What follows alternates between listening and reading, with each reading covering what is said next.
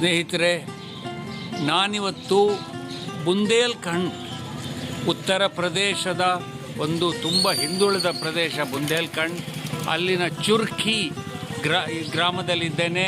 ಈ ಚುರ್ಕಿ ಗ್ರಾಮ ತಾತ್ಯಾ ಟೋಪಿಯ ಊರು. ತಾತ್ಯಾ ಟೋಪಿ ಈ ಊರಿನವನು.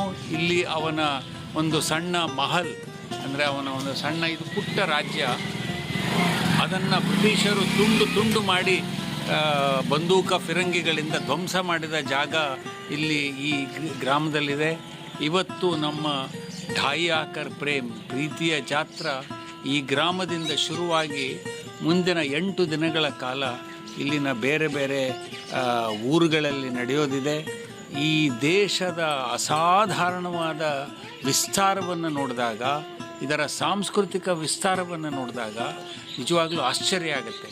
ನಿನ್ನೆ ಇಡೀ ನಾನು ಇಲ್ಲಿನ ಬುಂದೇಲ್ಖಂಡಿ ಗೀತೆಗಳನ್ನು, ಅಂದರೆ ಲೋಕಗೀತೆಗಳನ್ನು, ಜಾನಪದ ಗೀತೆಗಳನ್ನು ಕೇಳಿದಾಗ ಆಶ್ಚರ್ಯ ಆಯಿತು. ತುಂಬ ಸರಳವಾದ ವಸ್ತುವನ್ನು ಇಟ್ಕೊಂಡು ಅಸಾಧಾರಣವಾದ ಗೀತೆಗಳನ್ನು ಇಲ್ಲಿನ ಜನ ರಚಿಸಬಲ್ಲರು.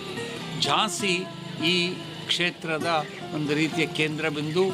ಝಾನ್ಸಿ ರಾಣಿ ಲಕ್ಷ್ಮೀಬಾಯಿ ಬಗ್ಗೆ ನೀವೆಲ್ಲರೂ ಕೇಳಿದ್ದೀರಿ.